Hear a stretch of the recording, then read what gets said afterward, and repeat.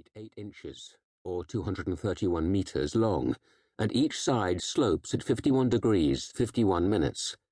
It is composed of 2 million blocks of stone, each one weighing more than 2 tons. They fit together so well that not even a knife blade can be slid between them.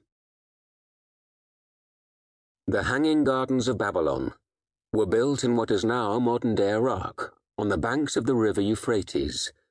They were created by King Nebuchadnezzar for his queen between the 7th and 6th centuries BC. Famously, they employed complex hydraulic systems to raise thousands of gallons from the river and keep the gardens blooming. We can only guess at the exact method, but an Archimedean screw may have been employed.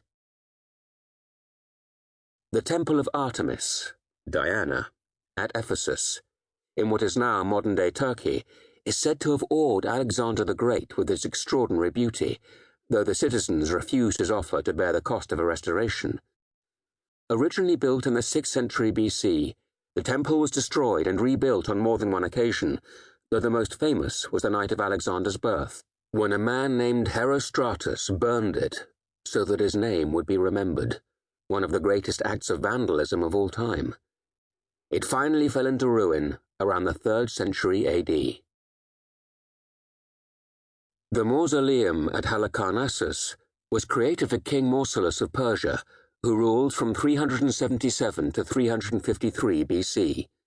Halicarnassus is now the city of Bodrum in Turkey.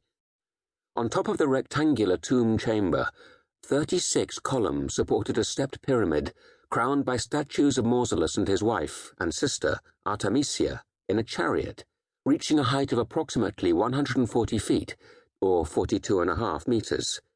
It was destroyed in 1522, when crusading Knights of St. John used the stone to build a castle that still stands today. The polished marble blocks of the tomb are visible in the walls. From Mausolus, we have the word mausoleum, meaning an ornate tomb. The statue of Zeus at Olympia is also lost to the modern world. Only images on coins and descriptions survive to tell us why the statue was considered so astonishing in the 5th century BC. Olympia was the site of the ancient Olympic Games, giving us the word. The site was sacred to Zeus, and Phidias of Athens was commissioned to carve the statue.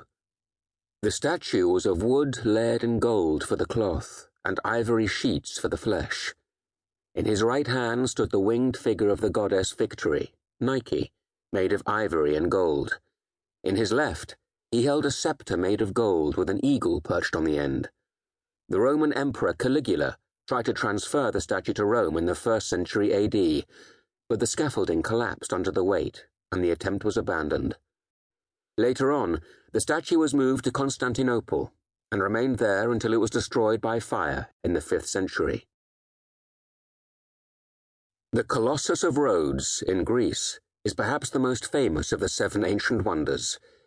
It was a statue of Helios, over 100 feet, or 30 meters high. It did not actually stand across the harbor, but instead rested on a promontory, looking out over the Aegean Sea. The base was white marble, and the statue was built slowly upwards, strengthened with iron and stone as the bronze pieces were added.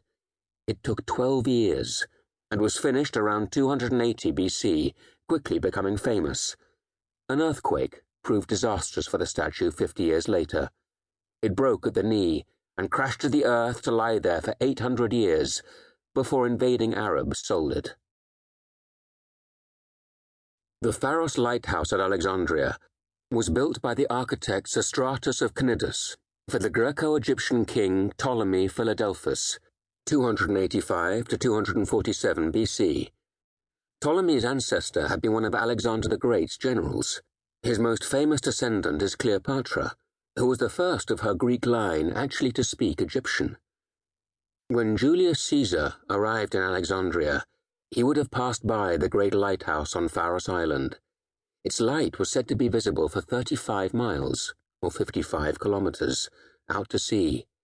Its exact height is unknown, but to have shed visible light to that distance, it must have been between 400 and 600 feet high, or 121 to 182 meters.